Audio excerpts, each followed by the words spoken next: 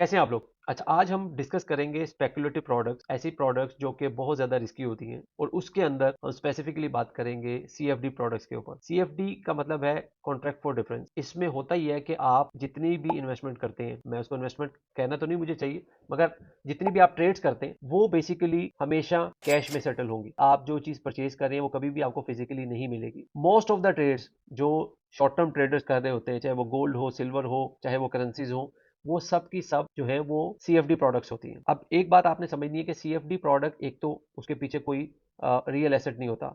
Secondly, बहुत ज्यादा leverage होती है। अगर 1 लाख का कॉन्ट्रैक्ट है तो आप उस 1 लाख के कॉन्ट्रैक्ट के अगेंस्ट समटाइम $200-400 देकर वो पूरे कॉन्ट्रैक्ट के ऊपर के अंदर इन्वेस्ट कर सकते हैं। अब इससे होता ही है कि अगर मार्केट सडनली ड्रॉप कर जाए तो आपके जितने भी आपने 200-400-500 डॉलर दिए वो सारे के सारे जाया हो जाते। इसी वजह से जो शॉर्ट टर्म ट्रेडर्स हैं वो बहुत छोटी छोटी मूव जो है उसको पिक करने की कोशिश करते हैं और इवेंचुअली वो लॉस करते हैं। मैंने कुछ रिसर्च रिपोर्ट्स भी पढ़ी हैं जिसके मुताबिक जो सीएफडी प्रोडक्ट्स हैं जिसमें हम ज्यादातर ट्रेडर्स जो है वो ट्रेड कर रहे होते हैं, वो उनको हलाल प्रोडक्ट्स या शरिया प्रोडक्ट्स में कंसीडर नहीं करते। उसकी रीजन, एक तो रीजन इसके अंदर ये देते हैं कि इसके पीछे जो एसेट है वो नहीं होता, क्योंकि ये ड्राइव हुई है किसी एसेट से। सेकेंडली, इसकी जो रीजन दी जाती है क्योंकि ये हाईली लेवरेज प्रोडक्ट्स होती हैं तो इसमें रिस्क बहुत ज्यादा होता है, तो इसमें रिस्क पैसे जो है इक्विटी के लॉस होने के बहुत ज्यादा चांसेस होते हैं। इसके अलावा अदर देन शरिया और ये जो मैंने आपको पहले बताया, इसके अलावा एक बड़ा इंपॉर्टेंट फैक्टर है, वो है कॉस्ट का। आप सीएफडी प्रोडक्ट्स के अंदर ना सिर्फ कमीशन पे कर रहे होते हैं बल्कि बिड और आस्क का स्प्रेड भी पे कर रहे होते हैं। मैंने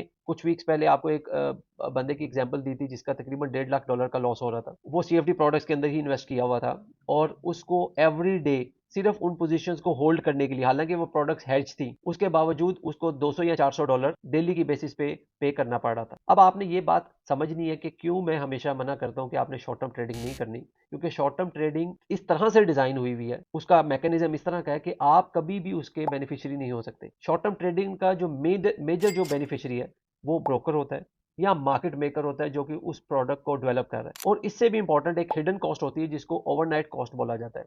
ये यूजुअली आम जब आप ट्रेड करते हैं उसमें आपको पता नहीं चलता, मगर अगर कभी आप ट्रेड्स के अंदर फंस जाएं और आपको ट्रेड्स को थोड़ा सा लंबा चलाना पड़ जाए तो फिर आपको समझ आएगी कि एवरी डे आपको ओवरनाइट एक कॉस्ट पड़ती है।